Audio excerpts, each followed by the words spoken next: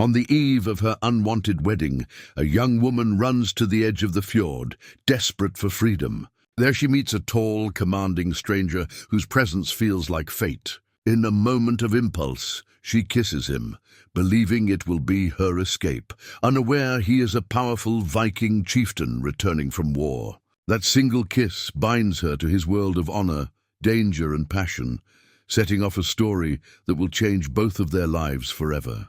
The mist rises from the dark waters as their worlds collide in ways neither could have imagined. She sought escape from one destiny, only to discover another waiting in the arms of a man whose very name strikes fear into the hearts of enemies across the northern seas. But what happens when a desperate kiss becomes a binding oath that neither can break? Before we jump back in, tell us where you're tuning in from. And if this story touches you, make sure you're subscribed, because tomorrow I've saved something extra special for you. The silver wedding ring lay cold against Astrid's palm, its ancient engravings catching the pale morning light that filtered through her chamber window. 3 generations of women in her family had worn this ring, and 3 generations had found only duty where they had hoped for love. Her grandmother had spoken of it in whispers during her final days, calling it a beautiful chain that bound daughters to fathers' ambitions. Astrid, Eric's daughter, pressed the ring against her chest and felt her heart hammering beneath her ribs like a caged bird desperate for flight. Today was meant to be her wedding day, the culmination of months of preparation and political maneuvering between her father and Magnus Ironside. The betrothal contract lay on her wooden chest, its Norse runes spelling out her fate in stark black ink. She was to be traded like grain or silver, a valuable commodity to secure shipping routes and trading partnerships. Her father, Erik Thorsen, had built his merchant empire through calculated alliances and strategic marriages. He had married her mother, Solveig, for her family's connections to the eastern trade routes. Astrid remembered her mother's hollow eyes in those final years, how she would stare out at the fjord as if seeking escape in its depths. Solveig had died when Astrid was 15, worn down by the weight of a loveless union and the burden of producing only one child when sons were expected. "You will learn to be content," her father had told her when she pleaded against the match with Magnus. "Contentment is more reliable than passion. Passion fades, but a good alliance endures." But Astrid had tasted freedom in stolen moments. She had learned to read not just the household accounts, but the great sagas, the stories of shield maidens and warrior queens who chose their own paths. She had watched the harbor, where ships came and went like great winged creatures, carrying tales of distant lands and peoples who lived by different laws. In her dreams, she sailed on those ships to places where women could speak their minds and choose their destinies. Magnus Ironside was not a cruel man, merely a cold one. His first wife had died in childbirth, taking his son with her, and he needed another heir to secure his holdings. At 43, he possessed lands and wealth, but little warmth. When he looked at Astrid, she saw calculation in his grey eyes, as if he were assessing the breeding potential of a prize mare. He spoke to her father about her as if she were not present, discussing her health, her lineage, her likely fertility with the detached interest of a man purchasing livestock. The wedding preparations had consumed the household for weeks. Servants bustled about preparing the great hall, hanging tapestries, and gathering provisions for the feast. The smell of roasting meat and fresh bread filled the air, and musicians had arrived from distant settlements to provide entertainment. Everything spoke of celebration, yet Astrid felt only a growing dread that settled in her stomach like a stone. She had tried speaking to her father one final time the previous evening. Erik sat in his carved chair by the fire, reviewing trade manifests and counting profits from the spring voyages. When she approached, he barely looked up from his calculations. "Father, please, I beg you to reconsider this marriage. I could be useful to you in other ways. I know the trading routes as well as any man. I could manage your business affairs, negotiate with customers." Eric's weathered face had remained impassive. "A daughter's duty is to marry well and produce sons. Magnus will treat you fairly if you prove yourself a good wife. That is more than many women can expect. Now, as dawn painted the sky in shades of rose and gold, Astrid knew she could not go through with the ceremony. She could not speak vows that would bind her to a life of quiet desperation, could not wear the silver ring that had sealed her mother's fate and her grandmother's before her. The ancient betrothal contract might have the force of law, but her heart rebelled against its cold terms. She wrapped her woolen cloak around her shoulders and slipped from her chamber like a shadow. The household still slept, exhausted from yesterday's preparations. The great hall stood ready for the ceremony, decorated with spring flowers and costly fabrics. By evening, it would be filled with guests celebrating her surrender. But first, she would see the sunrise over the fjord one last time as a free woman. The cliff path was treacherous in the early morning mist, but Astrid knew every stone and root from childhood explorations. As she climbed higher, the settlement fell away below her, looking small and distant. The fjord stretched out like a great mirror, reflecting the morning sky and promising journeys to unknown shores. At the cliff's edge, she stood with the wind whipping her long brown hair and felt truly alive for the first time in months. Thor's hammer pendant swung against Ragnar. Bloodaxe's chest as he gripped the steering oar of his longship, feeling the familiar bite of salt spray against his weathered face. 3 years of raiding across the Irish Sea had left their mark on both man and vessel. The ship's dragon prow bore scars from countless battles, and the shields lining her sides told stories of victory and loss in their dented surfaces. Home waters, my lord, called Bjorn the Stout from his position at the bow. The grizzled warrior's voice carried a mix of relief and anticipation that Ragnar understood all too well. They had been gone too long, chasing silver and glory across foreign seas while their own lands waited for their return. Ragnar's fingers traced the worn edges of the pendant that had protected him through every raid, every storm, every moment when death had whispered his name. His grandfather had worn it before him, and his grandfather's father before that. The hammer was more than decoration. It was a promise of divine protection and a reminder of the honor that bound him to his people. But honor felt heavier now than it had in his youth. At 28, Ragnar had earned a reputation that stretched from the Orkney Islands to the coasts of Francia. They called him Bloodaxe, not for cruelty, but for the crimson stain that marked his weapon after each battle. He had never lost a fight, never retreated from an enemy, never shown mercy to those who threatened his people. Yet somewhere in the endless cycle of raids and conquests, he had begun to question what lay beyond the next horizon. The cargo hold beneath his feet groaned under the weight of their success. Chests of silver, bolts of fine cloth, weapons of foreign make, and treasures beyond counting filled every available space. His men would return to their families as wealthy as jarls, their children fed and their wives adorned with the finest goods from distant lands. It should have felt like triumph. Instead, Ragnar found himself staring at the familiar outline of the fjords and feeling something approaching emptiness. What did wealth matter to a man who slept alone? What did reputation mean when there was no one to share the quiet moments between battles? His hall was grand, his warriors loyal, his name spoken with respect and fear across the northern seas. But when the celebrations ended and the mead halls fell silent, he was still just one man, surrounded by the echoes of his own legend. The men are eager to see their families, Bjorn observed, settling beside his lord at the stern. The older warrior had served Ragnar's father before him, and knew the moods that could settle over a chieftain like winter fog. As they should be, Ragnar replied, though his own family consisted only of distant cousins and political allies. His parents had died in a plague when he was barely 20, leaving him to assume leadership before he felt ready for such responsibility. The early years had been a struggle to prove himself worthy of his inherited position, to show that youth did not mean weakness. And what of their lord? What waits for Ragnar Bloodaxe in his great hall?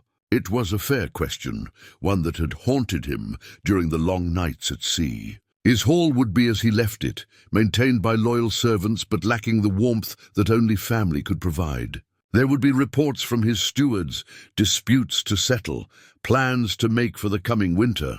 The routine of leadership would welcome him back like an old cloak, familiar but increasingly uncomfortable. "Perhaps it is time for changes," Ragnar said quietly, his eyes fixed on the shoreline where morning mist clung to the rocky cliffs. "A man cannot live on battle glory alone." Bjorn's weathered face creased in what might have been a smile. "The wise women say that when a warrior grows weary of war, the gods prepare to send him something worth fighting for." Before Ragnar could respond, a movement on the cliffs caught his attention. A figure stood silhouetted against the rising sun, alone and motionless, as if carved from the stone itself. Even at this distance, he could sense something different about this solitary watcher. Most people fled when longships appeared on the horizon, knowing that Vikings brought either trade or trouble in equal measure. But this person remained, facing the sea, with what looked like defiance or desperation. Something in that lonely stance spoke to the emptiness in Ragnar's own chest, as if he were looking at his own reflection cast in human form upon the distant shore. "Bring us closer to the beach," he commanded, his voice carrying a certainty that surprised even him. "I would see who watches for our return." The pendant seemed to grow warm against his skin as the ship turned toward shore, as if the old gods themselves were stirring with interest in what the morning might bring. The ceremonial dagger fell from Ragnar's belt as he climbed the rocky path toward the cliff, its carved handle striking stone with a metallic ring that seemed to echo in the morning stillness. The blade bore runes of protection and binding, passed down through generations of chieftains who had used it to seal oaths and mark sacred moments. As it tumbled to rest among the scattered pebbles, neither Ragnar nor the desperate woman above noticed its significance. Astrid heard footsteps on the treacherous path behind her and turned, expecting to see one of her father's servants sent to drag her back for the wedding ceremony. Instead, she found herself facing a man who seemed carved from the same harsh stone as the cliffs themselves. Tall and broad-shouldered, with hair the color of autumn wheat and eyes like winter seas. He moved with the fluid grace of someone accustomed to fighting on shifting ship decks. "You stand very close to the edge," he said, his voice carrying an accent she could not quite place. "The rocks below show no mercy to those who fall." "Perhaps mercy is not what I seek," Astrid replied, surprised by her own boldness. Something about this stranger made her feel less alone, less trapped by the cage of expectations that had brought her to this precipice. Ragnar studied her face, noting the tears that had dried on her cheeks and the desperate set of her shoulders. He had seen that look before, in the eyes of warriors who faced impossible odds and chose to fight anyway, rather than surrender with honor intact. "Running from something, or toward something?" he asked, settling on a boulder, a respectful distance away. His presence was commanding yet unthreatening, like a wolf that had chosen not to hunt. "Both. Neither. I hardly know anymore."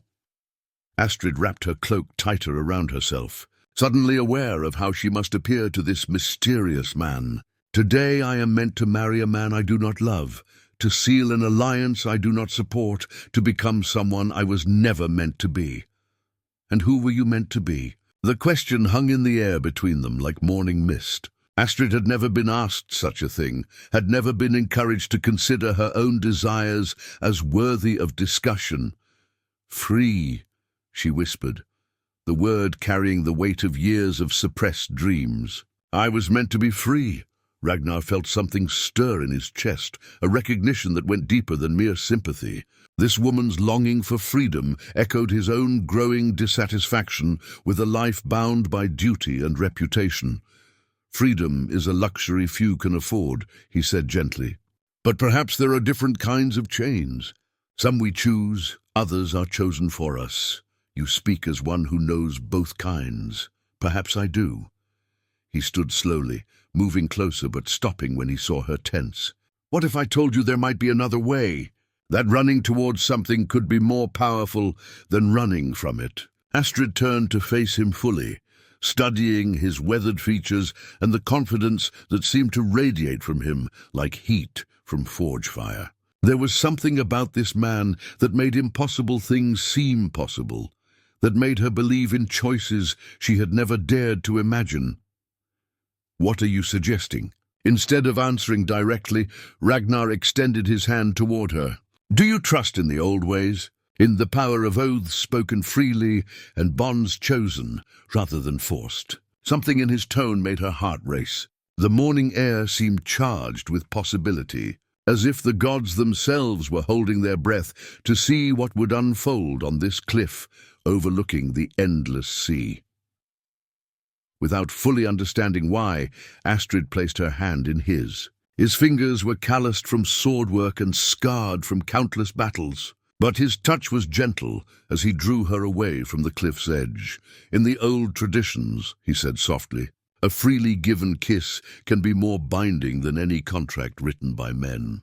It can seal oaths stronger than iron chains, create bonds that even death cannot break." The words should have frightened her, should have sent her running back toward the familiar prison of her father's house. Instead, she felt a strange sense of rightness, as if this moment had been waiting for her all her life. "I do not even know your name," she breathed. "Names have power. Are you certain you wish to know mine?" In answer, Astrid rose on her toes and pressed her lips to his. The kiss was soft at first, tentative, but as their mouths met, something fundamental shifted in the world around them. The air itself seemed to sing, and the morning light took on a golden quality that made everything appear touched by magic. When they finally parted, both were breathing hard, and Astrid could swear she felt invisible threads binding her heart to his. Far below, the ceremonial dagger caught the sunlight, its runes glowing briefly, as if responding to the oath that had just been sealed with a kiss. The delicate silver wedding crown cracked down its center as the great hall doors burst open, the ancient metalwork splitting like ice in spring thaw. Astrid felt the fracture through her very bones as she stood before the altar, her hand reluctantly clasped in Magnus Ironside's cold grip. The crown had been in her family for generations, worn by brides who had found varying degrees of happiness in their arranged marriages. Now it seemed to prophesy the destruction of everything her father had planned. Magnus squeezed her fingers tighter as the commotion erupted behind them. "Hold steady," he muttered through gritted teeth. "Whatever disturbance this is, we will complete the ceremony." But Astrid's heart had already begun to race, not with fear, but with an inexplicable hope. Something had changed in her during those stolen moments on the cliff. Something that made her feel as though invisible threads connected her to forces beyond this hall. Beyond this life her father had arranged. The wedding guests turned in their seats as armed men strode through the entrance, their mail shirts gleaming and their weapons at ready. At their head walked the stranger from the fjord, no longer the mysterious wanderer she had kissed in desperation, but clearly revealed as a warrior of significant rank. His presence filled the great hall like storm clouds gathering before lightning strikes. Eric Thorson rose from his carved chair, his face darkening with anger and confusion. "What is the meaning of this intrusion?" "This is a private ceremony, protected by guest right and sacred tradition." Ragnar's eyes swept the assembled crowd before settling on Astrid. Even across the crowded hall, she could feel the pull between them, as if that morning kiss had forged chains stronger than any iron. The broken crown seemed to grow heavier on her head, its fractured weight pressing down like a prophecy fulfilled. "I come to claim what is mine by right," Ragnar announced, his voice carrying clearly through the sudden silence. "This woman is bound to me by oaths older than your contracts and stronger than your gold." Magnus's grip on Astrid's hand became painful. "This is madness. The girl is my betrothed wife, contracted legally before witnesses. I will not be robbed by some sea raider with delusions of authority. I am Ragnar Eriksson, called Bloodaxe, chieftain of the northern fjords and lord of 3 settlements." The formal introduction sent ripples of recognition and fear through the crowd. Even here, far from his own lands, his reputation preceded him, And this woman freely chose to bind herself to me this very morning. Astrid felt the eyes of every guest boring into her. Her father's face had gone white with shock and rage, while Magnus looked ready to draw his sword despite being vastly outnumbered. The broken crown slipped slightly on her head, and she reached up to steady it, feeling the sharp edges of the crack against her palm. "Daughter!" Eric's voice shook with controlled fury. What nonsense is this man speaking? For a moment, Astrid hesitated.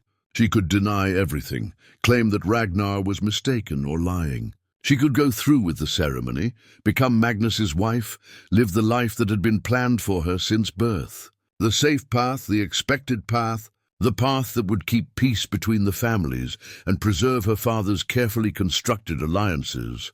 But the broken crown seemed to whisper of different possibilities, of the chance to step outside the role that had been carved for her by others' ambitions.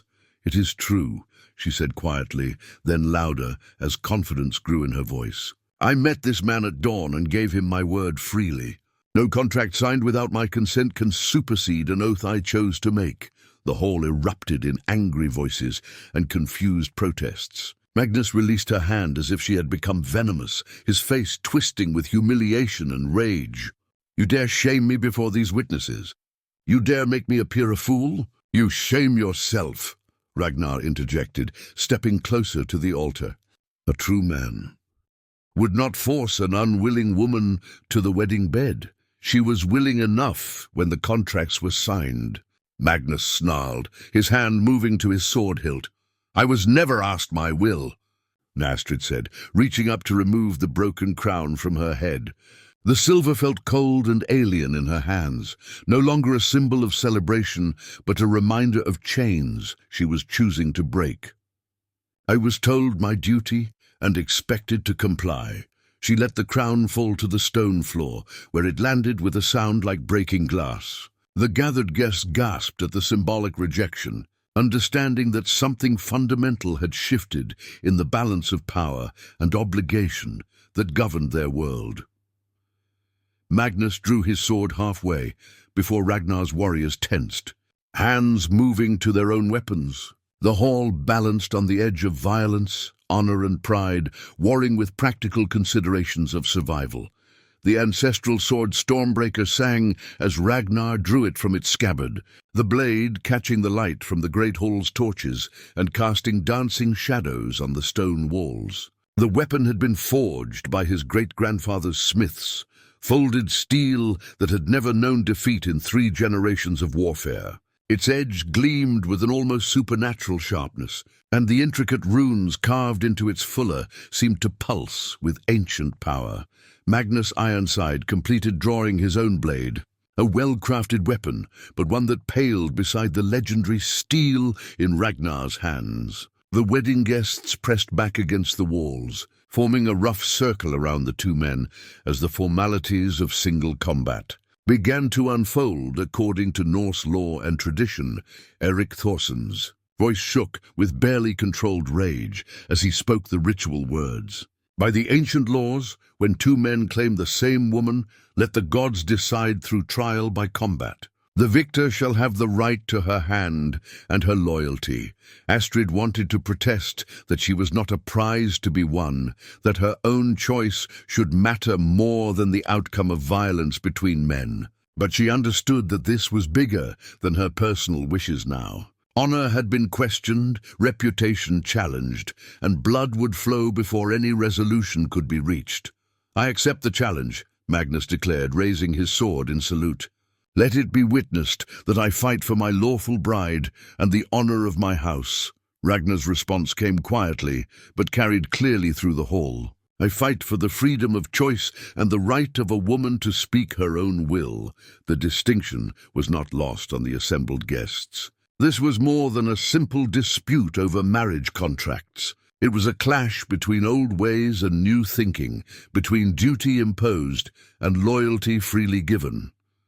The 2 warriors began to circle each other, each taking the measure of his opponent. Magnus was skilled and experienced, his movements economical and precise. He had survived 20 years of border raids and territorial disputes. building his reputation through careful strategy rather than reckless courage.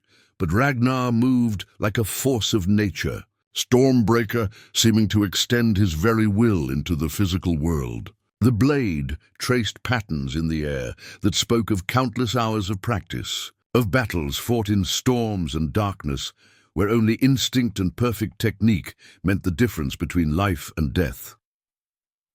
Magnus struck first, a probing thrust that tested Ragnar's defenses. Stormbreaker turned the attack aside with contemptuous ease, the superior steel ringing against Magnus's blade with a pure, clear tone that seemed to echo with otherworldly power. The exchange of blows that followed was swift and brutal. Magnus fought with the desperation of a man whose entire future hung in the balance, his attacks coming in rapid combinations designed to overwhelm through sheer aggression. But Ragnar's defense was like trying to strike water, fluid, adaptive, turning force aside rather than meeting it directly. Astrid watched in horrified fascination as the two men fought for the right to claim her.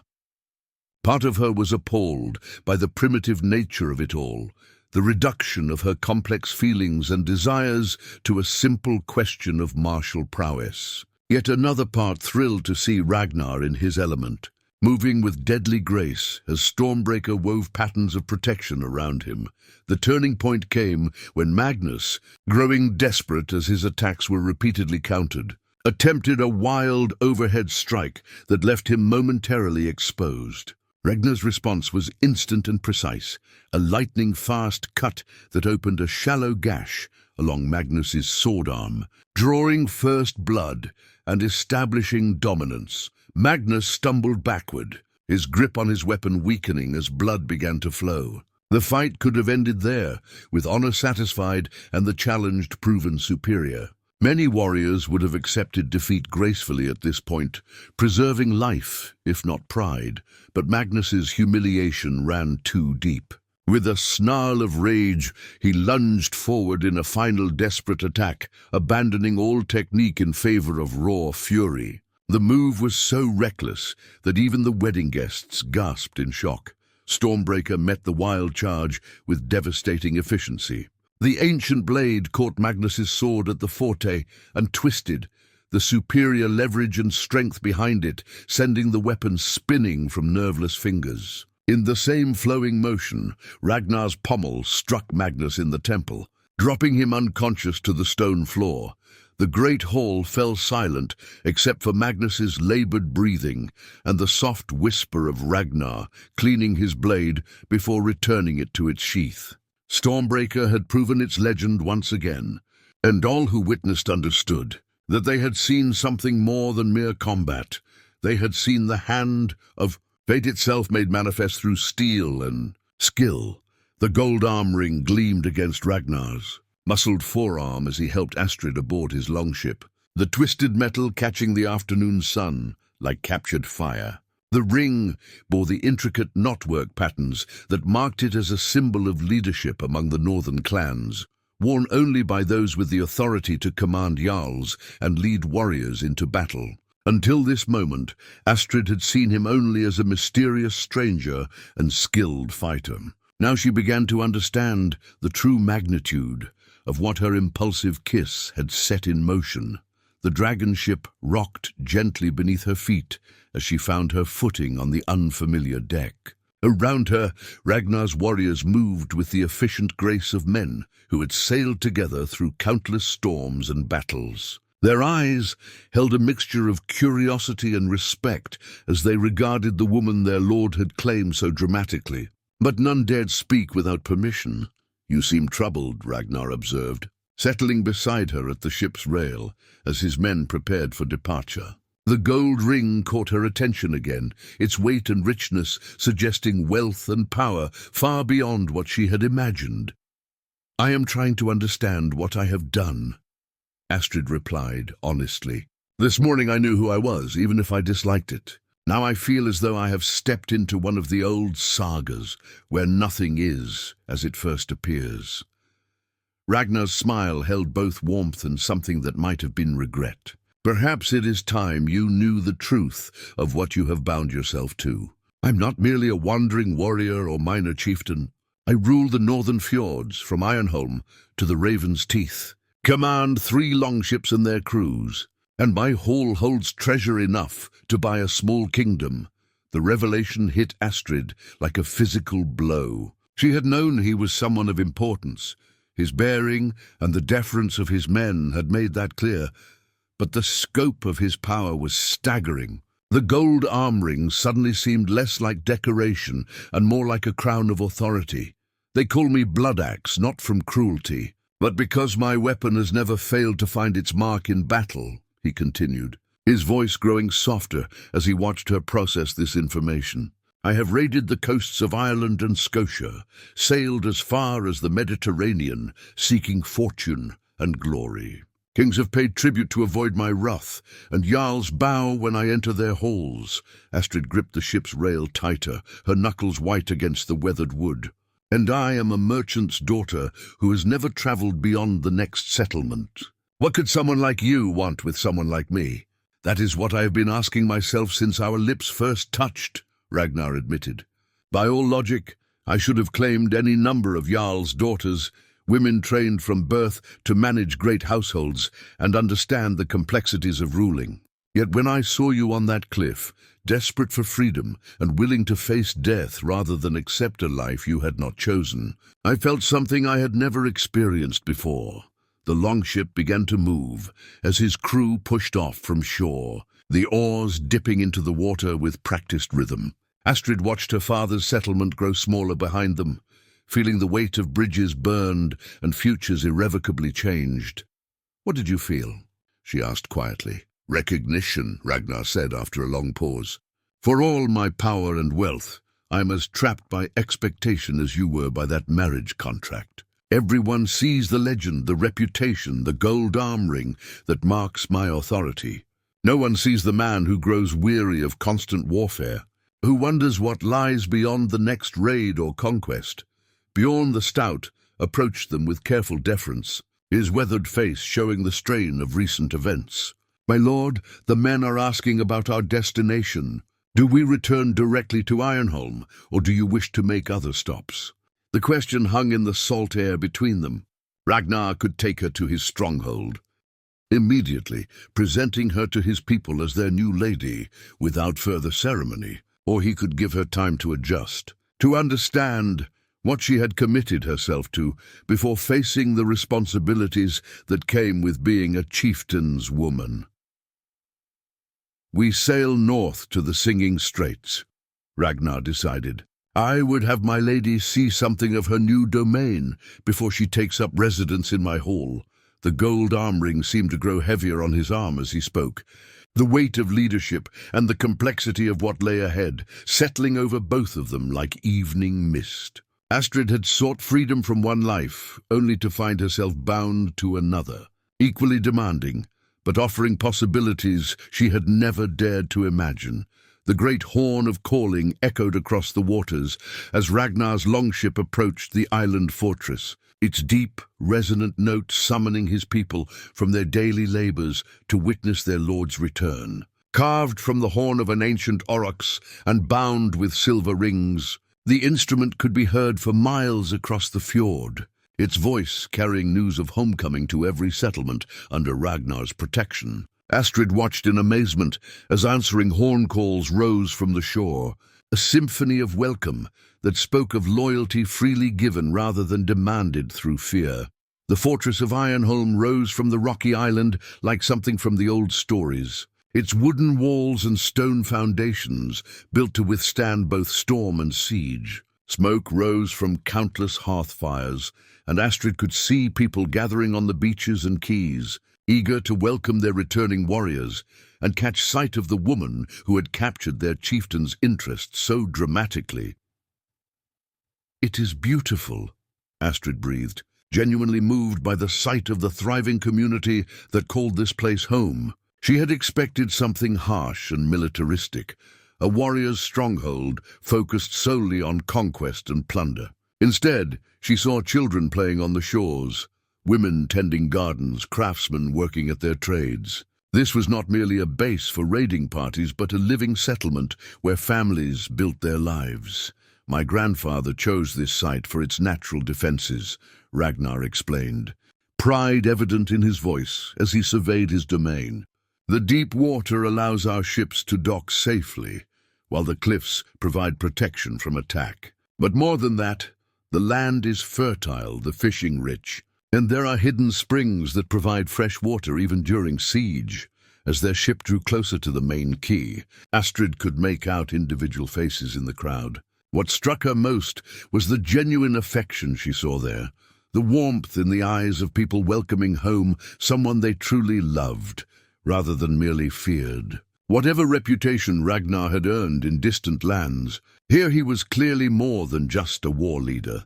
An elderly woman pushed through the crowd to the front of the dock, her silver hair braided with colored ribbons, and her blue eyes sharp with intelligence. She wore the dress of a person of high status, but her hands showed the calluses of someone who worked with healing herbs and practical magic. When she saw Astrid beside Ragnar, her weathered face broke into a knowing smile. "So," the woman called out as the ship touched the dock, "the Great Horn calls not just to announce your return, but to present us with the answer to many prayers." Ragnar leaped from the ship to the stone quay and embraced the older woman warmly. "Ingrid Wisewoman, your sight remains as keen as ever. May I present Astrid Eriksdottir, who has honored me by accepting the binding of souls that the gods themselves arranged." Ingrid's eyes studied Astrid with an intensity that seemed to see through to her very essence. "Come here, child. Let me look at you properly." With Ragnar's encouraging nod, Astrid stepped from the ship onto the solid stone of the quay. Ingrid took her hands in her own weathered ones, and Astrid felt a strange warmth flow between them, as if the older woman possessed some insight that went beyond normal understanding. "Yes," Ingrid murmured, her voice carrying satisfaction and something that might have been relief. "The threads are strong between you. This was not chance, young lord, but the working of Weird itself. The Norns have been weaving this pattern for longer than either of you know." The crowd pressed closer, eager to hear more, but Ingrid raised her hand for silence. "There will be time for explanations and celebrations. For now, let us welcome our Lord's chosen lady as she deserves." She turned to address the assembled people directly. "This is Astrid, who will stand beside our chieftain and share in the protection of our people. Let her be received with honor." A cheer rose from the crowd, warm and genuine, and Astrid felt something tight in her chest begin to relax. These were not the grim, bloodthirsty raiders of southern nightmares, but families and craftspeople who had built something worth protecting in this northern stronghold. As they made their way up the winding path toward the great hall, Ingrid fell into step beside Astrid. "You have questions about the binding that occurred between you," she said quietly. "It is not common knowledge what can happen when two souls recognize each other at the moment of first touch. Tonight, when the feast is done and the mead has loosened tongues, come to my dwelling. There are things you must understand about what you have become part of." The great horn sounded again from the highest tower, its voice carrying across the water to distant settlements, announcing that Ragnar Bloodaxe had returned home with a bride who might change the fate of all the northern clans. The blood-stained shield bore the mark of the Raven clan painted in crude black strokes across its split surface. The wood cracked from the desperate blow that had finally brought down its dying bearer. The young messenger had collapsed at the gates of Ironholm just as the evening feast was reaching its height, his life's blood pooling on the stone as he gasped out his final warning.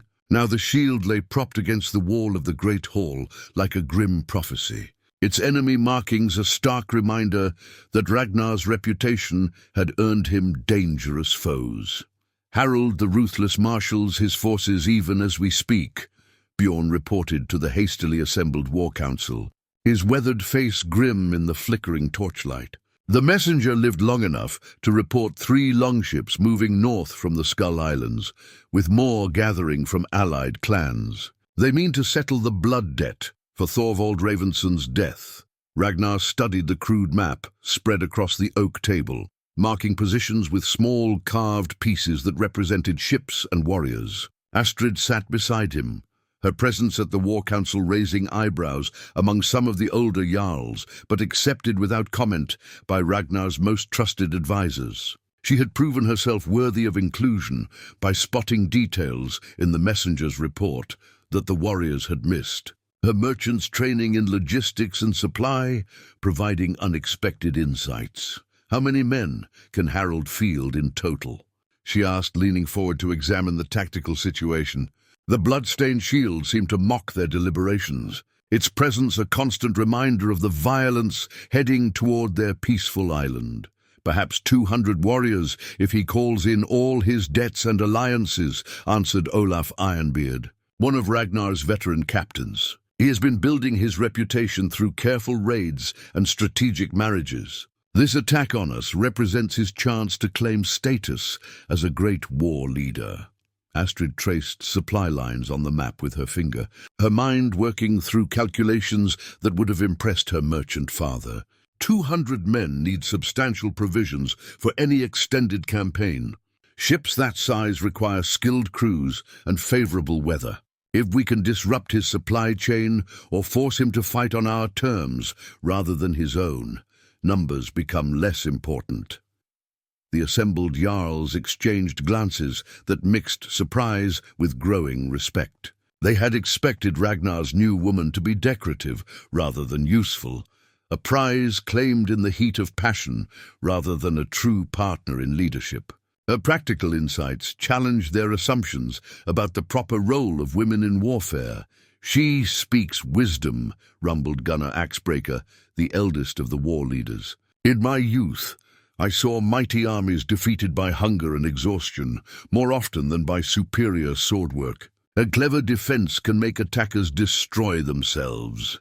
Ragnar felt pride warming his chest as he watched Astrid win over his most experienced warriors through intelligence rather than charm. The binding between them had brought him more than a beautiful wife. It had given him a partner whose mind complemented his own in ways he was only beginning to understand. The shield-bearer also spoke of poison arrows and Greek fire, Bjorn added grimly. "Harold has been trading with southern merchants for weapons that ignore honor and fair combat. He means to win through treachery rather than courage." This revelation sent angry murmurs around the table. Greek fire was considered a coward's weapon among northern warriors, something that violated the codes of honorable warfare that governed combat between clans. The use of such tactics suggested that Harold viewed this conflict as more than a simple blood feud. If he abandons honor, then he frees us to use unconventional tactics as well, Astrid observed quietly. "My father's ships carried cargo through waters infested with pirates. Sometimes the best defense involves making attackers believe they face easier prey elsewhere. What do you propose?" Ragnar asked, genuinely curious about her tactical thinking. "False intelligence. Let Harold's spies see what we want them to see. Minimal defenses, poorly maintained weapons, warriors who seem more interested in drinking than fighting. Meanwhile, we prepare traps and surprises that turn his advantages against him." The blood-stained shield seemed to leer down at them from its position against the wall, its enemy markings a challenge that demanded response. But as the War Council continued deep into the night, developing plans that blended traditional Viking courage with innovative strategies, even that grim trophy began to seem less threatening. Harold the Ruthless was coming for vengeance, but he would find Ironholm prepared to give him a welcome he would never forget, assuming he lived long enough to regret his decision to challenge Ragnar Bloodaxe on his own ground. The flaming arrow whistled past Ragnar's ear with deadly precision, its poison-soaked tip leaving a trail of acrid smoke as it embedded itself in the wooden palisade behind him. The Greek fire coating the arrowhead ignited the dry timber instantly, sending orange flames licking hungrily at the fortress walls. Only Astrid's sharp cry of warning had saved him from the coward's weapon, her eyes catching the unnatural gleam of the approaching missile in the pre-dawn darkness. Harold's longships had appeared like phantoms in the morning mist, 3 sleek vessels, cutting through the calm waters of the fjord with the predatory grace of hunting wolves. The attack came without the traditional challenges or declarations of intent. Harold had abandoned all pretense of honorable warfare in favor of swift, brutal efficiency, Greek fire on the arrows. Ragnar shouted to his defenders as more flaming projectiles arced over the fortress walls. "Soak the walkways and keep water barrels ready. Do not let them burn us out of our own stronghold."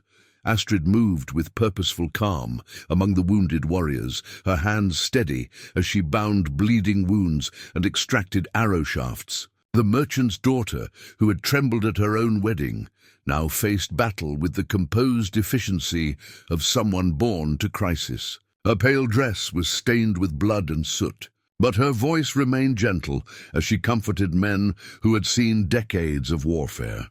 "The cut is clean," she told young Eric Thorson, no relation to her father, but a warrior barely past his 18th winter.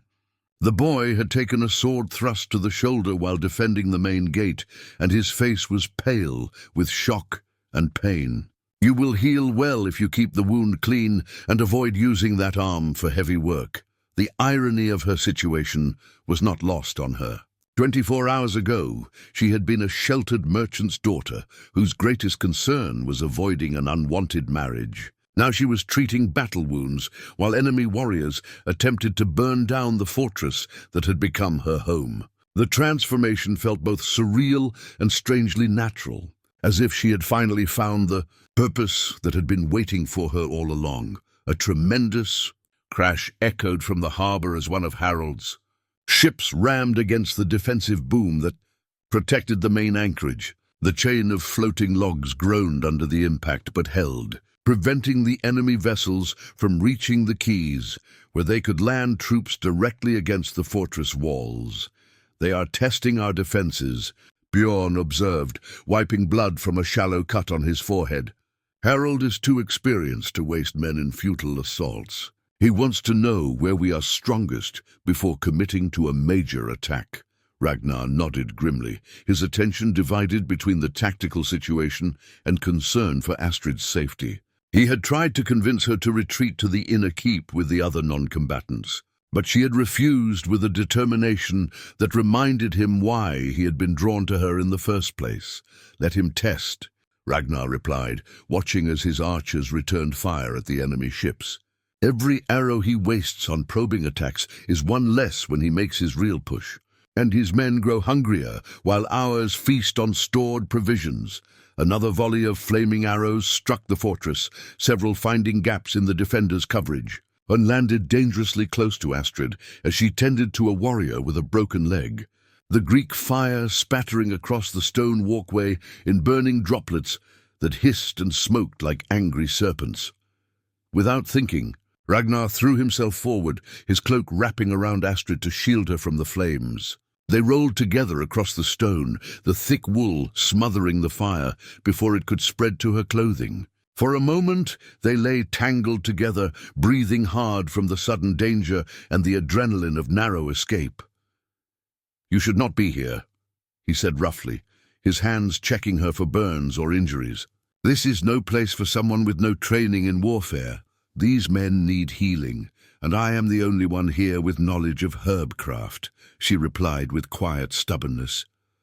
"Would you have me abandon wounded warriors to prove my own safety?" Before he could answer, the sound of splintering wood echoed across the harbor.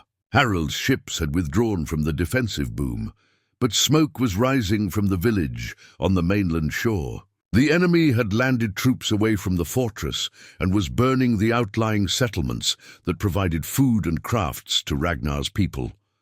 The siege had truly begun, and the flaming arrow that had nearly killed them both was only the first taste of the ruthless warfare Harold the Ruthless intended to bring to their peaceful island home. The ancient stone map lay hidden beneath centuries of moss and accumulated earth, its carved surface revealing intricate passages that honeycombed the island's rocky foundation like the tunnels of some massive underground city. Ingrid traced the weathered runes with reverent fingers, her eyes bright with the excitement of rediscovered knowledge, as torchlight played across symbols that predated the current fortress by generations. My grandmother spoke of these paths in whispers. The wise woman explained to the small group gathered in the deepest cellar of the keep. Built by the first settlers who claimed this island, back when the old gods walked more freely among men. They knew that any stronghold might face siege, and they prepared accordingly.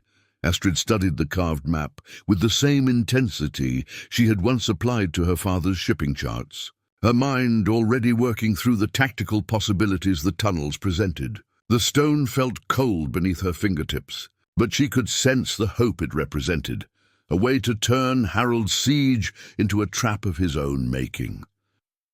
The main passage runs beneath the harbour to the mainland caves, Ragnar observed, following the carved lines that marked the route.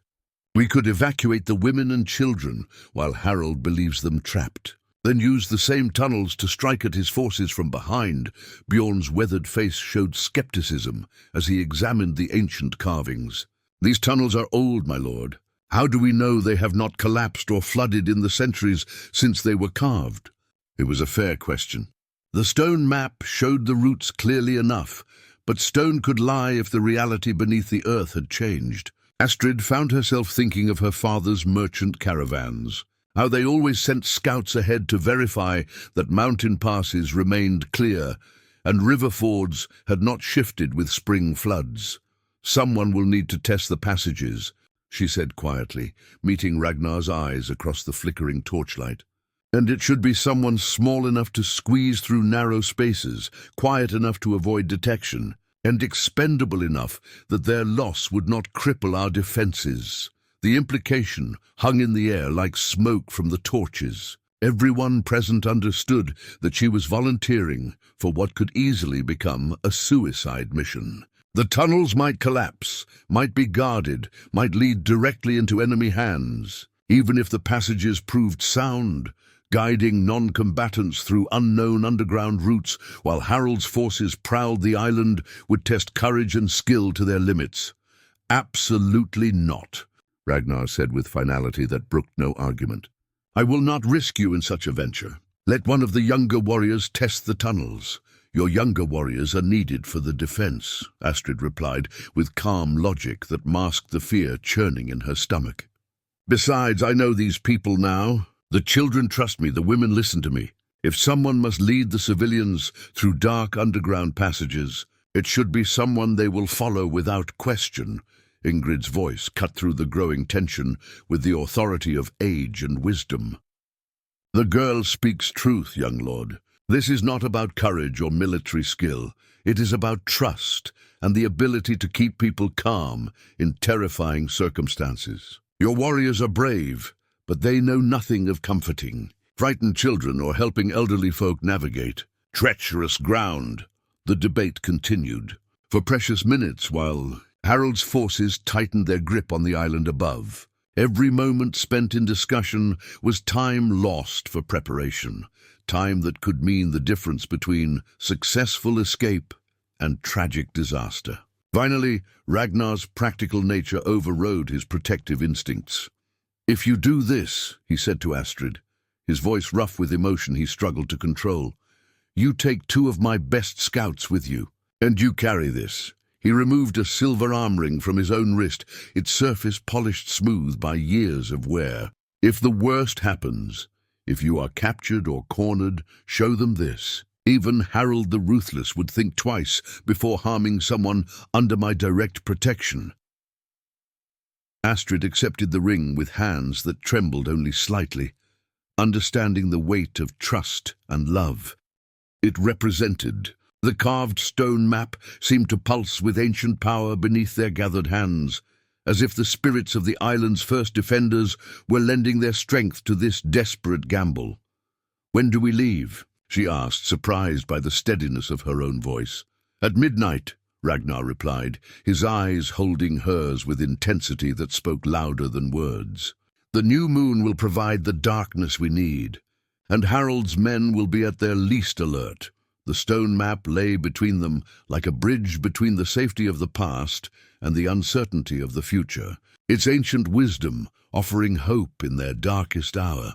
The burning ship fragment bobbed in the dark waters of the harbour like a funeral pyre set adrift, its blackened wood still glowing with the remnants of Greek fire that had consumed Harold's fastest vessel. The coordinated attack had worked better than anyone dared hope, while Astrid led the civilians through the treacherous underground passages. Ragnar's warriors had struck from the sea like vengeful spirits, turning the enemy's own weapons against them in a symphony of fire and steel. Astrid emerged from the tunnel mouth on the mainland shore just as the explosions began echoing across the water. Her charges, 37 women, children, and elderly folk, huddled behind her in the concealment of the rocky cave, their eyes wide with terror and exhaustion from the nightmarish journey through the ancient passages. The tunnels had proven sound but harrowing, filled with strange echoes and pockets of stagnant air that spoke of centuries without human passage. "Stay quiet and stay hidden," she whispered to the group, her voice carrying the authority she had never known she possessed. "Lord Ragnar keeps his promises. We are safe here until he comes for us." Little Helga, a girl of perhaps 8 winters, clutched at Astrid's blood-stained dress with small fingers that shook from more than cold. "Will the bad men find us here?" the child whispered, her voice barely audible above the distant sounds of battle. "No, little one," Astrid replied with more confidence than she felt, gathering the girl close. "This place has protected people for longer than anyone remembers. It will protect us too." But her eyes remained fixed on the harbour, where flames danced on the dark water and the sounds of combat echoed off the surrounding cliffs. Ragnar's plan had called for a simultaneous strike. The civilians evacuated through the tunnels while his remaining warriors launched a surprise attack on Harold's ships from small boats hidden in the sea caves. The burning fragment suggested that at least part of the strategy had succeeded. The battle raged with vicious intensity as Viking fought Viking in the confined waters of the harbour. Harald's remaining ships found themselves trapped between the defensive boom and Ragnar's assault force, unable to maneuver freely or bring their superior numbers to bear effectively. Greek fire arrows streaked through the darkness in both directions, turning the night sky into a canvas of orange flame and black smoke. Through the chaos, Astrid caught glimpses of a familiar figure wielding Stormbreaker with deadly precision aboard Harold's flagship. Even at this distance, Ragnar's combat prowess was unmistakable.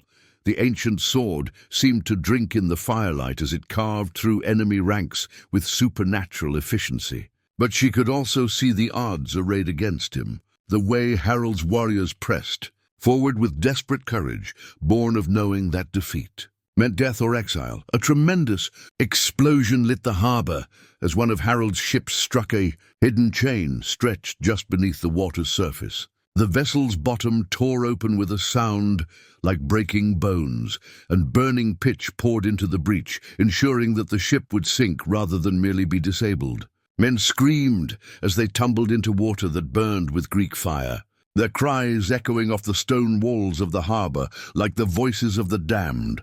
"It is almost over," whispered Thorstein the Grey, an elderly warrior too infirm for combat but still sharp enough to read the tide of battle. "Harold's force is broken. They flee or burn, and our Lord has won the day."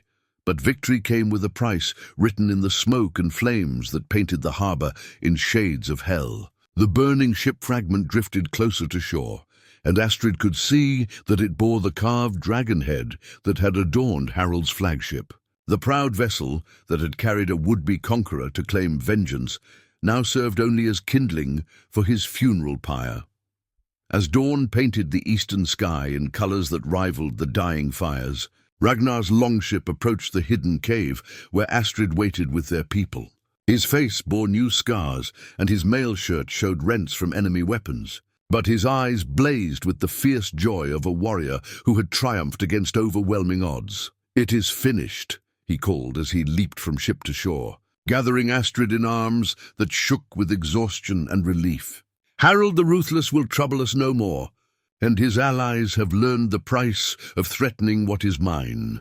The burning fragment finally sank beneath the dark waters, taking with it the last evidence of the threat that had nearly destroyed their newfound happiness. But as Astrid pressed against Ragnar's chest and felt his heart beating strong and steady, she knew that the real victory was not in the destruction of their enemies, but in the bonds of trust and love that had carried them through the darkness toward a brighter dawn.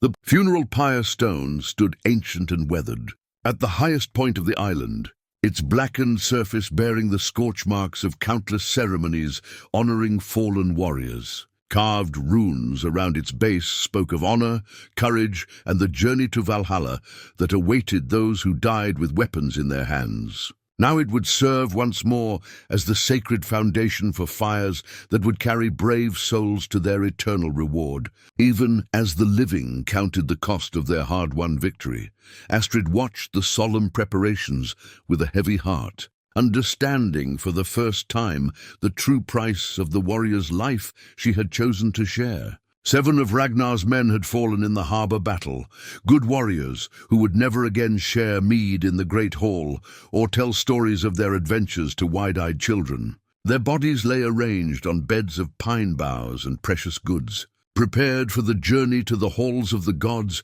with the honor their sacrifice deserved. Among the dead was young Eric Thorson, the boy she had tended during the siege, who had insisted on joining the final assault despite his wounded shoulder.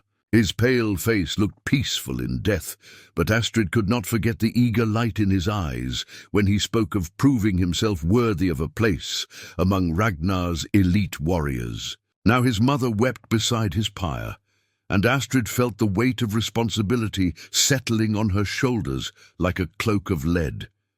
"This is the burden of leadership," Ragnar said quietly, his voice rough with exhaustion and grief as he stood beside her. "Every decision carries the weight of lives that might be lost, families that might be broken. A chieftain learns to live with ghosts." The funeral rites began as the sun reached its zenith. The sacred flames kindled from fire, blessed by Ingrid the wise woman, and fed with aromatic woods that would carry the prayers of the living to the ears of the gods. Each warrior's name was spoken aloud, along with tales of their deeds, ensuring that their memory would live on in the songs of the skalds and the stories told around winter hearths. But the ceremony was not only about honoring the dead. As the flames rose higher and the smoke carried their prayers skyward, the survivors also spoke of the future, of children who would grow up safe because of these sacrifices, of harvests that would be gathered in peace, of the prosperity that victory had purchased with blood and courage. Astrid found herself called upon to speak for the families of the fallen, her voice carrying clearly across the assembled crowd as she shared memories of the men who had died protecting their home. The words came easier than she had expected, flowing from a heart that had learned to love these people and understand the bonds that held their community together. "They fell as heroes," she said, her eyes reflecting the dancing flames of the funeral pyres. "Not for conquest or glory, but for the protection of those they loved. In their courage, we see the highest ideals of what it means to be Viking: loyalty to family, dedication to community, and the willingness to sacrifice everything for the people who depend on us." The widow of Bjorn Irontooth approached Astrid after the formal ceremonies ended, her weathered hands carrying a small wooden chest carved with protective runes. Inside lay her husband's arm ring and a lock of his grey hair, precious mementos that would keep his memory alive in their home. "Thank you," the woman said simply, her voice steady despite the tears that tracked down her cheeks. "You spoke of him as he truly was, not just as a warrior, but as a man who loved his family and his people. That means more than all the silver in his treasure chest." As the pyres burned lower and the crowd began to disperse, Astrid remained beside the ancient stone, watching the flames consume the physical forms of the brave men who had died for their freedom. The funeral pyre stone had witnessed countless such ceremonies over the generations, each one marking both an ending and a beginning, the end of individual lives and the beginning of legends that would inspire future generations. Ragnar's hand found hers in the gathering dusk, his fingers interlacing with hers as they stood together before the sacred flames. The weight of leadership that had settled on her shoulders felt less crushing when shared, and she began to understand that the true strength of their community lay not in the prowess of individual warriors, but in the bonds of love and mutual support that connected all their people. The ancient stone would stand long after they were gone, ready to honor future heroes and comfort future mourners, a reminder that some things endure beyond the brief span of mortal life. The intertwined wedding rings lay upon the altar stone, their surfaces gleaming with the warm light of 100 torches as the fortress prepared for celebration. Forged from metal, taken from both Ragnar's ancestral sword and a silver trading blade that had belonged to Astrid's grandfather, the rings represented the union of two worlds, warrior and merchant, northern clan and southern settlement, old traditions and new possibilities. The mastersmith had worked for days to blend the metals perfectly, creating bands that would symbolize the strength found in differences united. The great hall had been transformed for the occasion, hung with the finest tapestries and decorated with spring flowers gathered from every corner of the island. Long tables groaned under the weight of roasted meats, fresh bread, and barrels of the finest mead that Ragnar's wealth could procure. Musicians tuned their instruments while servants rushed to complete the final preparations for what promised to be a celebration worthy of the sagas, but the joy of the occasion was tempered by an unexpected arrival that set the entire fortress buzzing with nervous energy.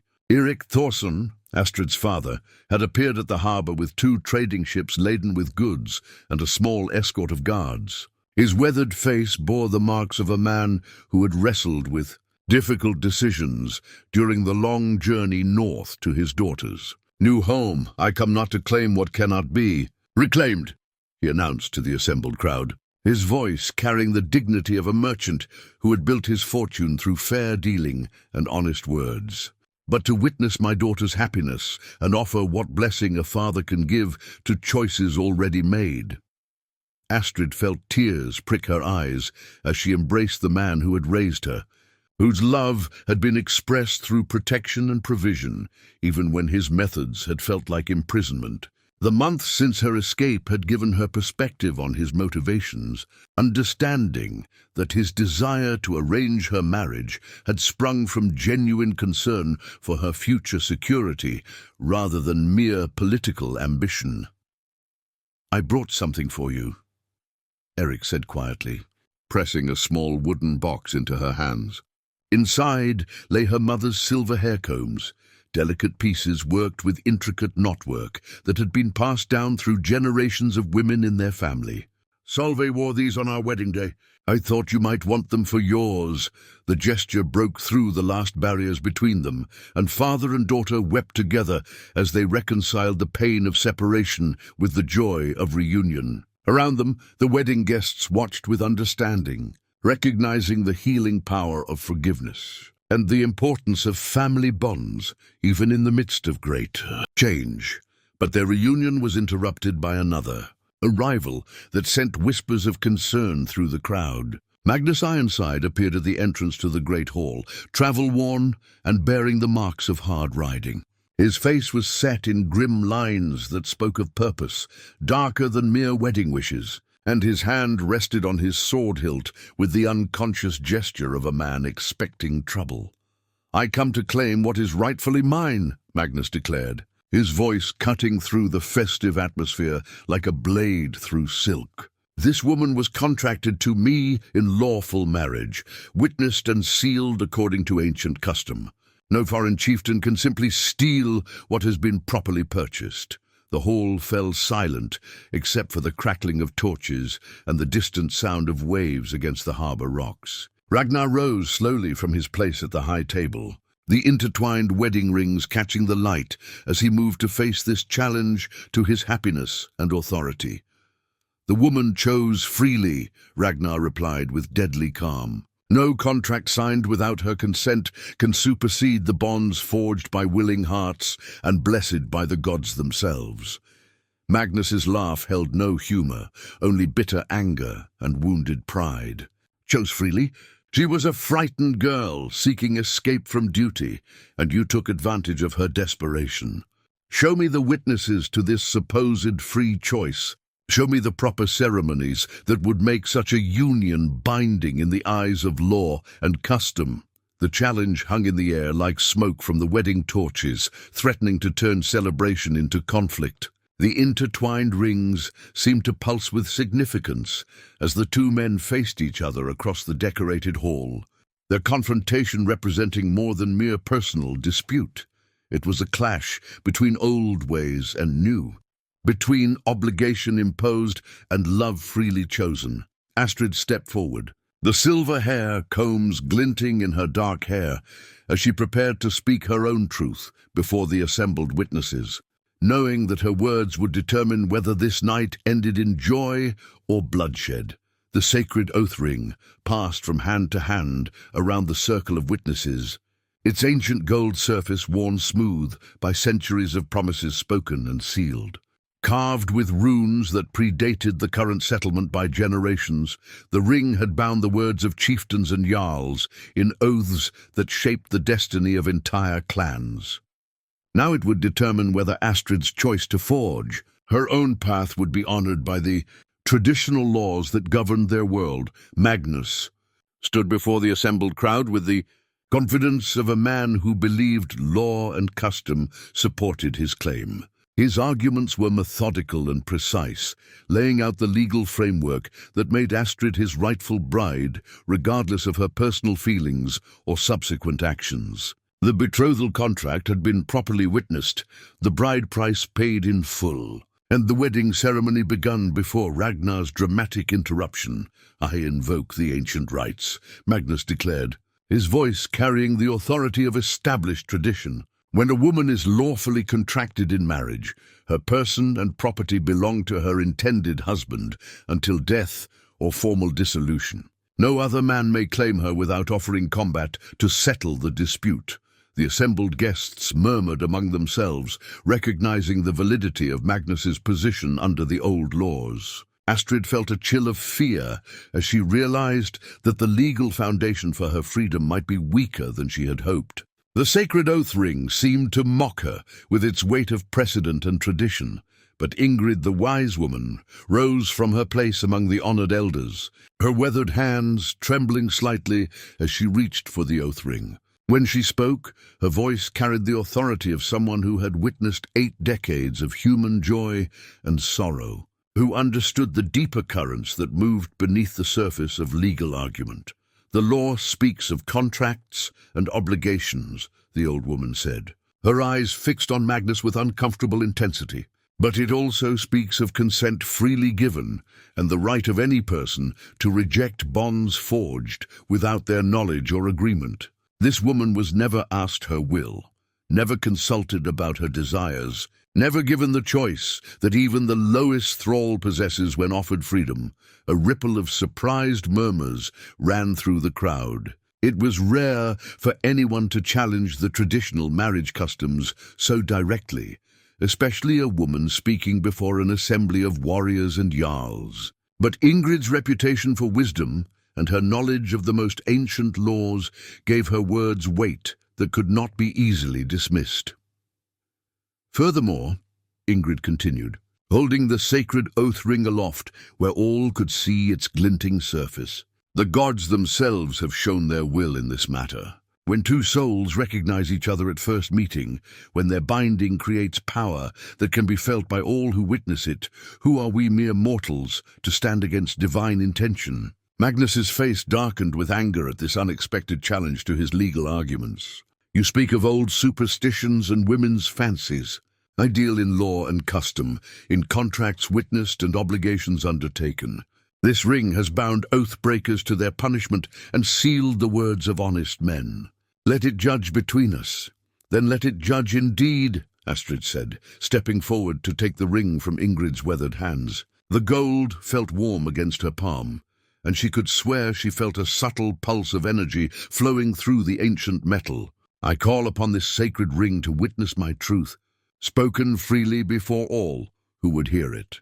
The great hall fell silent, except for the crackling of torches and the distant sound of wind through the fortress walls. Even the servants stopped their work to listen, as Astrid raised the oath ring above her head, its runes catching the firelight, and seeming to glow with inner power. I swear by this ring, and by all the gods who watch over us, that I was never willing party to the marriage contract that Magnus claims, she declared, her voice growing stronger with each word. I was told of my fate, not asked for my consent.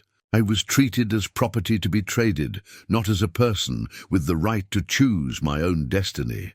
The ring seemed to grow warmer in her hands as she continued, and several witnesses later swore they saw the runes pulse with golden light as she spoke her final oath.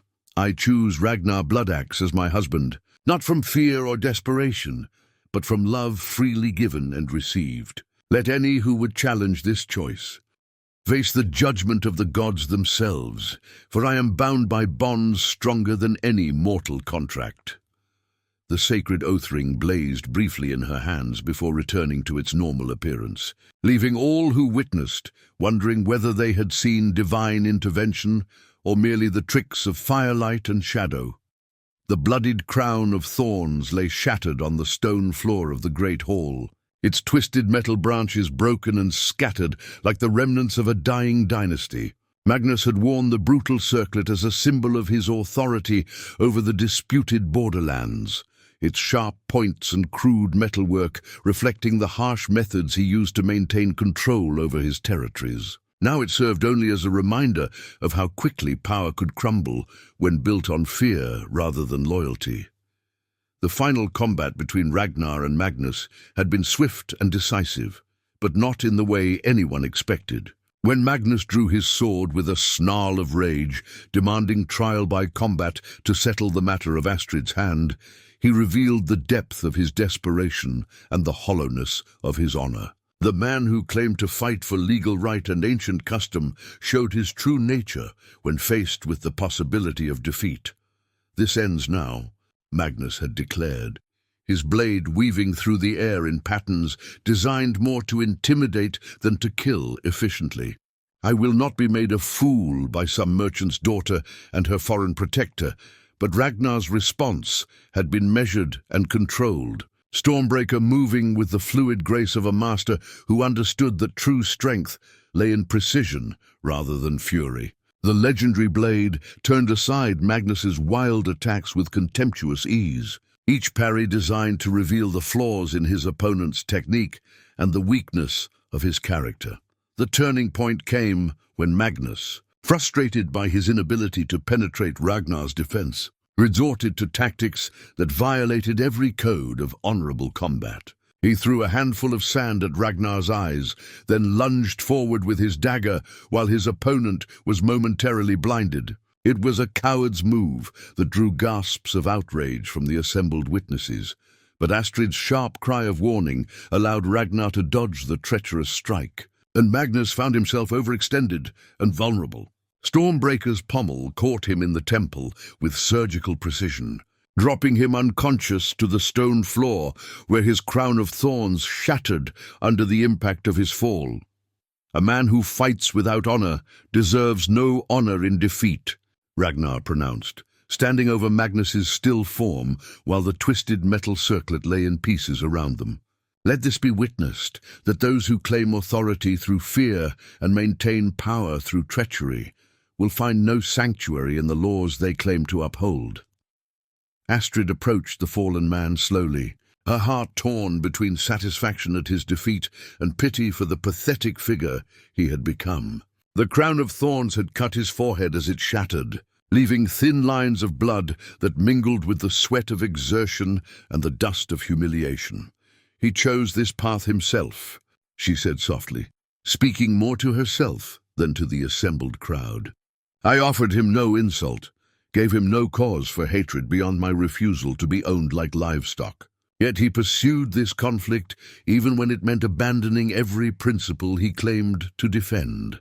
Eric Thorson stepped forward from among the witnesses, his weathered face reflecting the complex emotions of a father watching his daughter navigate the dangerous currents of adult responsibility.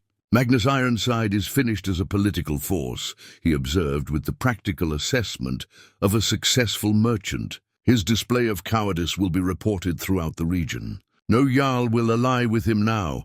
No warrior will follow him into battle.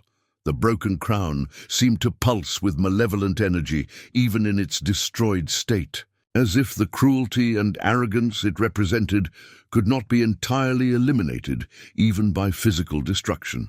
Ingrid, the wise woman, approached the scattered pieces with obvious distaste, her fingers weaving protective signs as she studied the twisted metal. This thing was forged in anger and quenched in blood, she pronounced, her voice carrying the authority of someone who understood the spiritual weight of objects touched by human passion.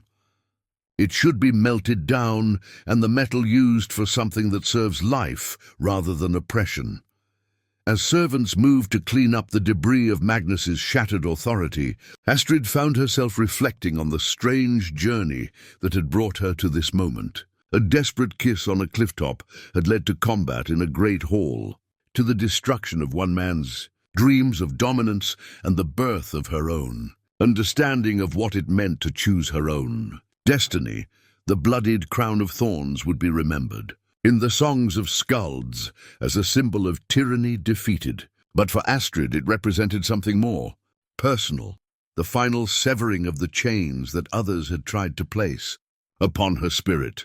The navigator's compass Rose lay open on the oak table in Ragnar's private chamber, its intricate bronze face marked with directions that pointed toward lands beyond the edge of known maps. The ancient instrument had guided his grandfather's ships through uncharted waters to discover the trading routes that first brought wealth to their clan, and now it whispered of new possibilities for expansion that would blend Astrid's merchant wisdom with Viking courage and seamanship. 6 months had passed since Magnus's defeat, 6 months of rebuilding the fortress, strengthening alliances, and learning to work together as true partners in leadership. The changes in their relationship had been subtle but profound. Astrid no longer the desperate refugee seeking protection, but a full partner whose insights shaped decisions that affected hundreds of lives across their northern domain. The eastern routes through the river systems could open markets we have never touched, Astrid said, tracing potential paths on the charts spread before them. Her finger followed waterways that led deep into the continental interior, where furs and amber waited to be traded for southern silks and precious metals.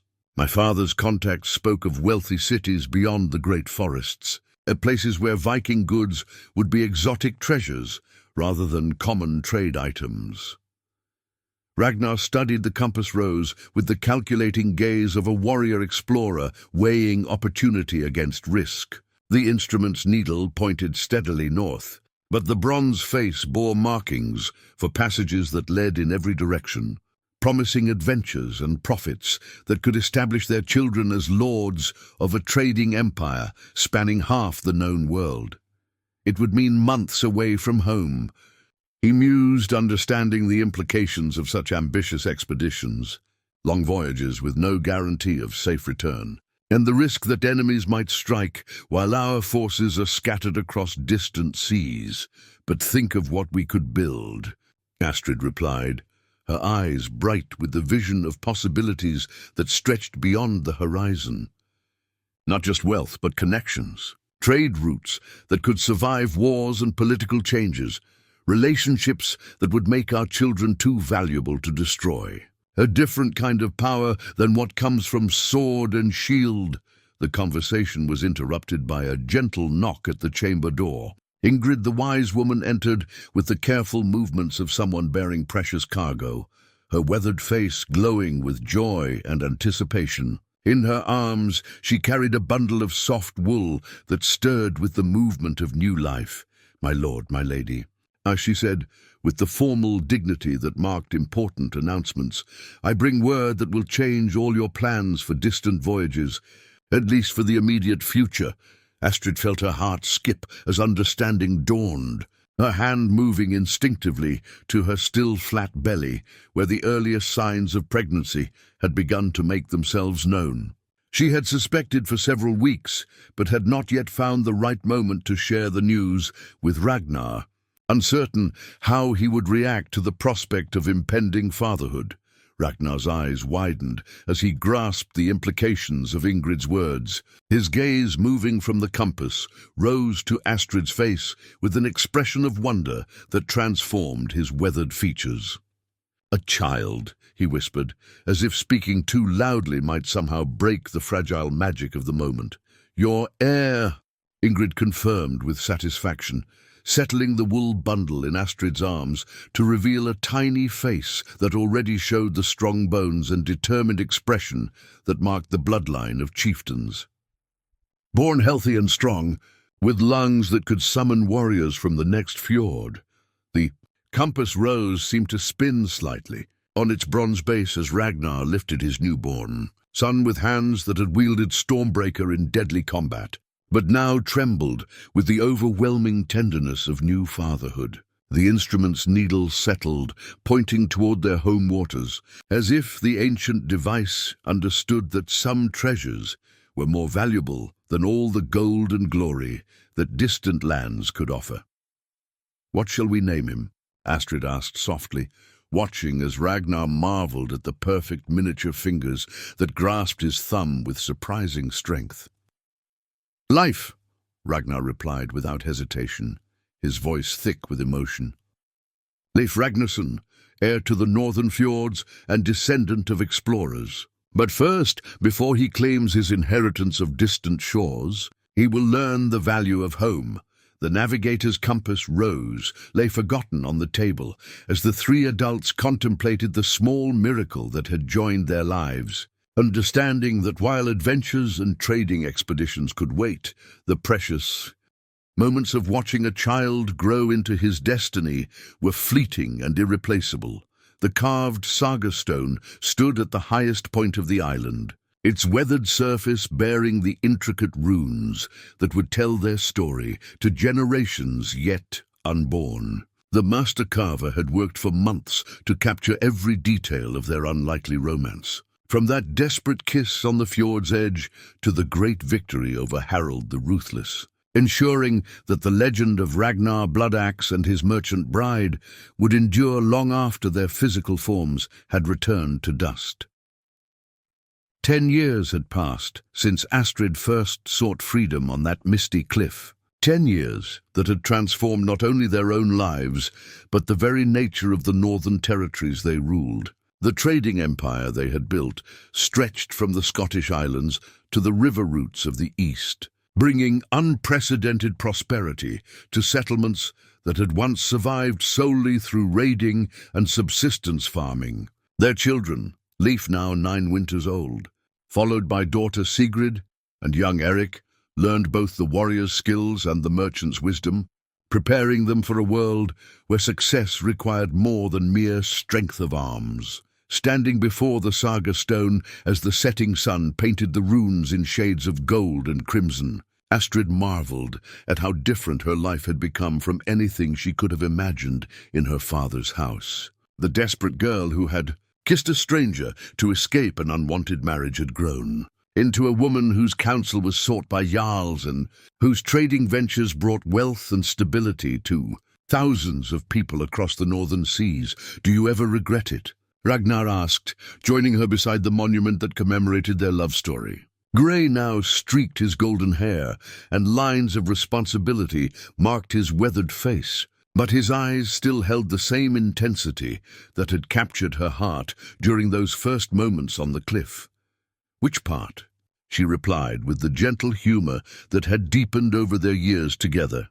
"Kissing a mysterious stranger without knowing his name, fleeing my wedding in front of half the settlement, or binding myself to a Viking chieftain who turned out to have even more complicated responsibilities than my father's trading business." Ragnar's laughter echoed across the water, drawing answering calls from their children, who played on the beach below. Leif was teaching his younger siblings the finer points of ship handling in the shallow waters near shore, his patience and natural leadership marking him clearly as his father's heir. Sigrid showed her mother's quick mind and diplomatic skills, already mediating disputes between the village children with wisdom that impressed the adults. Young Eric combined his parents' best qualities, equally comfortable with sword practice and ledger books. "I regret nothing," Astrid continued, her hand finding Ragnar's as they watched their family below. "Every choice led us here, to this moment, to these children who will carry forward something better than either of our bloodlines could have achieved alone." The saga stone bore witness to the truth of her words, its carved surface telling a story that had already inspired songs from Ireland to the eastern rivers. Skalds in distant halls spoke of the merchant's daughter who chose love over duty, and the warrior who learned that true strength lay in partnership rather than dominance. Young women facing unwanted marriages whispered prayers to whatever gods had guided Astrid's footsteps to that fateful cliff, while young men dreamed of finding a love worth risking everything to claim. "The stone will stand long after we are gone," Ragnar observed, running his fingers over the carved runes that spelled out their names and deeds. "But I think our real legacy walks among us even now." He gestured toward their children, who had abandoned their sailing lesson to build elaborate sand fortifications that combined Viking defensive strategies with innovative merchant warehouse designs. Their laughter carried on the evening breeze, a sound that spoke of security and possibility in equal measure. A messenger approached from the harbor, bearing news from the southern trading posts where their ships regularly brought goods from distant lands. The young man's face bore the excitement of someone carrying information that would shape future decisions, and Astrid felt the familiar thrill of new opportunities presenting themselves. "What news from the Mediterranean routes?" she asked, already calculating the implications of whatever intelligence their agents had gathered. "My lady, there are rumors of new lands beyond the Western Ocean, islands rich with timber and strange metals. The Irish monks speak of voyages to places where no human foot has stepped." Ragnar and Astrid exchanged glances that held 10 years of shared adventures and the promise of 10 times more to come. The saga stone had recorded their past, but the future stretched before them like an uncharted sea, full of possibilities as limitless as their courage to explore them together.